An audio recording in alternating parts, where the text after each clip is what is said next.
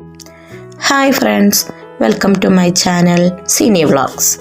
ഇന്ന് ഞാൻ വന്നിരിക്കുന്നത് വിളഞ്ഞ മത്തങ്ങ കൊണ്ടൊരു സിമ്പിൾ പായസത്തിൻ്റെ റെസിപ്പിയും ആയിട്ടാണ് കേട്ടോ.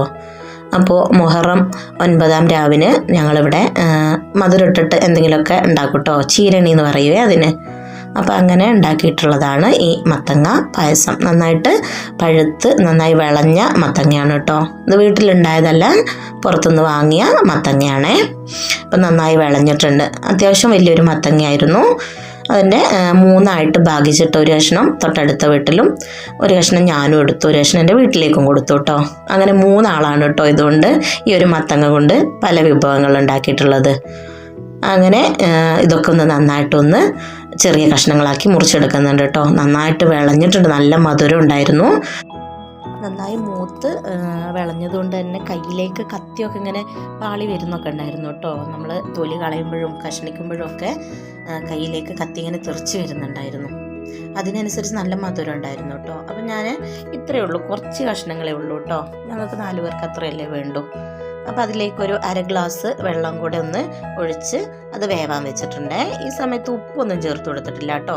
വെറുതെ ഒരു 1/2 ഗ്ലാസ് വെള്ളം മാത്രം ഒഴിച്ച് മത്തങ്ങ ഒന്ന് വേവാൻ വേണ്ടി വെച്ചിട്ടുണ്ട്. ഒരു 3-4 വിസിലിൽ നമുക്ക് മത്തങ്ങ വെന്ത് കിട്ടും കേട്ടോ.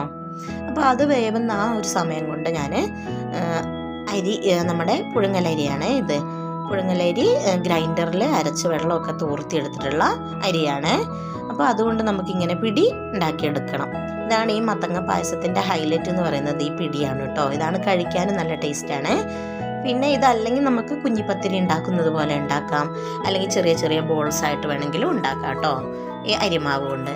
ഇനിയിപ്പോൾ പുഴുങ്ങലരി അരച്ച മാവൊന്നും കൈവശം ഇല്ലാത്തവർക്ക് പിന്നെ നമ്മുടെ പത്തിരിപ്പൊടി ഉണ്ടല്ലോ, പത്തിരിയുടെ പൊടി നന്നായിട്ട് ചൂടുവെള്ളത്തിൽ പത്തിരിക്ക് വാട്ടുന്നത് പോലെ തന്നെ വാട്ടി കുഴച്ചെടുത്തിട്ട് ആ പൊടി കൊണ്ട് നമുക്കിങ്ങനെ ഉണ്ടാക്കി വെക്കാം കേട്ടോ. അപ്പോൾ ഞാൻ ഇതൊക്കെ ഒന്ന് പരത്തി എടുത്തിട്ടുണ്ട്. മോളും സഹായിച്ചു കേട്ടോ പരത്താൻ വേണ്ടിയിട്ട്. കുട്ടികൾക്ക് അങ്ങനത്തെ ഒക്കെ നല്ല ഇഷ്ടമായിരിക്കുമല്ലോ. ഞങ്ങൾ അതൊക്കെ ഒന്ന് പരത്തി, അത് ഉപ്പിട്ട് അരച്ച മാവായിരുന്നു കേട്ടോ. അതിൽ അത്യാവശ്യം ഉപ്പ് ചേർത്തിട്ടുണ്ട്. അപ്പോൾ അതൊക്കെ ഒന്ന് പരത്തി വേവാൻ വെച്ചിട്ടുണ്ട്. നമ്മളത് പരത്തി വന്നപ്പോഴേക്കും നമ്മുടെ മത്തങ്ങ നന്നായിട്ട് വെന്തുടഞ്ഞ് വന്നിട്ടുണ്ട് കേട്ടോ. നന്നായിട്ട് നമ്മുടെ സ്പൂൺ വെച്ചിട്ട് അതൊന്ന് നന്നായി കുത്തി ഉടച്ചെടുത്തിട്ടുണ്ട്, കഷ്ണങ്ങളൊന്നും ഇല്ലാതെ. കഷ്ണം ഇഷ്ടമുള്ളവർക്ക് നമുക്ക് കഷ്ണങ്ങളാക്കിയിട്ടിടാം, പക്ഷെ ഇവിടെ കഷ്ണങ്ങളൊന്നും ഇടുന്നില്ല. അങ്ങനെ അതൊന്ന് നന്നായി ഉടച്ച് ഞാൻ പായസം ഉണ്ടാക്കുന്ന പാത്രത്തിലേക്ക് മാറ്റി വെച്ചിട്ടുണ്ട്. ഇനി നമുക്ക് വേണ്ടത് ശർക്കര ഉരുക്കിയെടുക്കുകയാണ്. അപ്പോൾ ശർക്കരയും നമ്മുടെ മധുരത്തിന് ആവശ്യമായിട്ടുള്ള ശർക്കരയും ഉരുക്കാനായിട്ട് ഞാൻ ഒരല്പം വെള്ളം ഒഴിച്ച് അവിടെ വെച്ചിട്ടുണ്ട് കേട്ടോ. അടുപ്പിൽ വെച്ചിട്ടുണ്ട്, സിമ്മിൽ ഇട്ട് വെച്ചിട്ടുണ്ട്. അത് സാവധാനം ഉരുകി വരട്ടെ. അപ്പോൾ ആ സമയം കൊണ്ട് ഇനി നമുക്ക് വേണ്ടത് ഈ പായസത്തിലേക്ക് ഒഴിക്കാനുള്ള കുറച്ച് അരിമാവാണ്.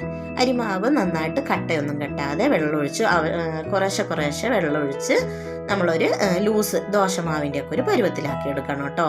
ഒട്ടും കട്ട കെട്ടാനൊന്നും പാടില്ല.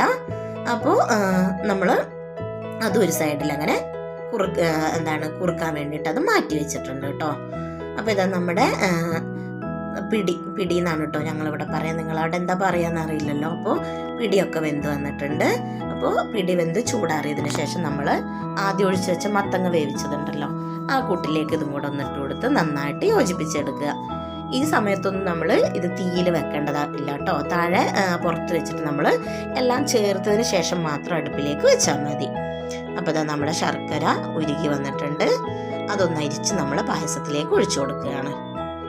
ഇത്രയും ചണ്ടിയും ഇതൊക്കെ ഉണ്ടായിരുന്നു കേട്ടോ. ശർക്കരയിൽ നമ്മളെപ്പോഴും അരിച്ചിട്ടാണല്ലോ ഉപയോഗിക്കുക. ഇപ്പം നിങ്ങൾക്ക് തോന്നുന്നത് ഇപ്പം നല്ല ലൂസാണല്ലോ എന്ന്. അല്ല കേട്ടോ, ഇത് നമ്മൾ കുറച്ചുകൂടെ ടൈറ്റ് ആവുകയെ. ഇപ്പം നമ്മളെല്ലാം ചേർത്ത് വെച്ചിട്ടേ ഉള്ളൂ. ഇനിയാണ് നമ്മൾ അരിമാവ്, നമ്മൾ ആ കലക്കി വെച്ചിട്ടുണ്ടായിരുന്ന അരിമാവ് ഇതിലേക്ക് ചേർത്ത് കൊടുക്കുക. അതും കൂടെ ചേർത്ത് നന്നായി യോജിപ്പിച്ചതിന് ശേഷം നമുക്കിനി ഇത് സ്റ്റവിലേക്ക് തീ കത്തിച്ച് വെച്ച് കൊടുക്കാം കേട്ടോ. അപ്പോൾ ഇനി നമ്മൾ കൈവിടാതെ ഇളക്കിക്കൊണ്ടിരിക്കണം, കാരണം അരിപ്പൊടിയാണ്, അത് കുറുകി പെട്ടെന്ന് അടുക്കി പിടിക്കാനൊക്കെ സാധ്യതയുണ്ട്. അതുകൊണ്ട് നമ്മൾ അതെന്ത് ചെയ്യുക, ഒന്ന് നന്നായിട്ട് കൈവിടാതെ ഇളക്കി കൊടുക്കുക. അപ്പോൾ ഈ സമയത്ത് നമുക്ക് തേങ്ങാപ്പാൽ ഒഴിച്ചു കൊടുക്കാം കേട്ടോ. തേങ്ങാപ്പാലും കൂടെ ഒഴിച്ചു കൊടുത്തിട്ടുണ്ട്. 1-ാം പാല് മാത്രമാണ് എടുത്തിട്ടുള്ളത്, 2-ാം പാലൊന്നും എടുത്തിട്ടില്ല. ഒറ്റപ്പാലാണ് തേങ്ങയുടേത് ഞാൻ എടുത്തിട്ടുള്ളത്. അപ്പോൾ അതും കൂടെ ഒഴിച്ചു കൊടുത്തിട്ടുണ്ട്. ഇനി നമുക്ക് തീ ലോ ഫ്ലെയിമിൽ വെച്ചിട്ട് നമുക്കതിലേക്ക് ആവശ്യത്തിനുള്ള ഉപ്പും അതുപോലെ ഏലക്കായ പൊടിച്ചതും കൂടെ ചേർത്ത് കൊടുക്കാം കേട്ടോ. ഇത്രയും മതി ഇതിലേക്ക്. ഇനി നമ്മൾ വേറെ ഒന്നും ചേർക്കുന്നില്ല. വേറെ നെയ്യിലൊന്നും അണ്ടിപ്പരിപ്പും മുന്തിരിയൊന്നും നമ്മൾ വറുത്തിടുന്നില്ല കേട്ടോ. ഇതാണ് ഇതിൻ്റെ ടേസ്റ്റ്. ഇനിയിപ്പോൾ വേണ്ടവർക്ക് ഈ സമയത്തും അതും കൂടെ ചേർത്ത് കൊടുക്കാവുന്നതാണ് കേട്ടോ. അപ്പോൾ എല്ലാവർക്കും ഇഷ്ടപ്പെട്ടു എന്ന് വിചാരിക്കുന്നു. ഇതുവരെ തയ്യാറാക്കാത്തവർ ഇങ്ങനെ ഒന്ന് തയ്യാറാക്കി നോക്കണേ.